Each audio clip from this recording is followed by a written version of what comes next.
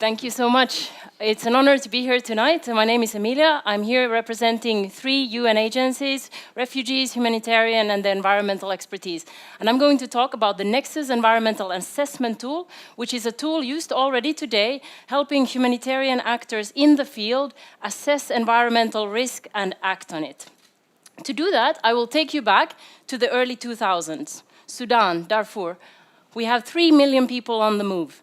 Displaced people, refugees, humanitarians, and peacekeepers all flock to the cities. With this comes an increased demand of natural resources. Wood, for example, is being used to construct shelters, housing, it's used for furniture and fuel. What does this mean? 3 years down the line, the alarm bells are sounded. What has happened? A forest the size of Austria has disappeared. Realizing that this is not the case only in Darfur, but this is happening time and time again around the world, humanitarian crises cause environmental impacts, but also the programs that aid to provide humanitarian relief also have environmental effects. So we went out and we asked 300 people coming from environmental and humanitarian organizations, why is it that environmental risk is not acted upon? They said, we don't have time, we don't have the data readily available, and we don't have the environmental expertise to do this job.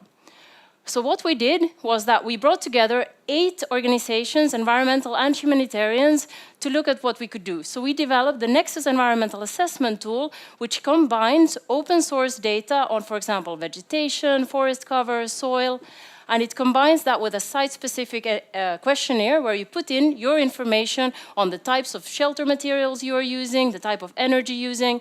And what it does is then it comes up with priority environmental risks that you are facing in your specific situation on the ground. These are traffic lighted, so you really have your priorities up there. So for example, say that you're operating in an area where you have a risk for deforestation, that will affect the type of shelter materials you should use. So maybe you should move from bricks to mud bricks. This could just be an example. The tool is already being used today. We have pilots ongoing in 8 countries, and we are working with humanitarian actors to bring environmental data to the forefront of humanitarian response. What do we want from you?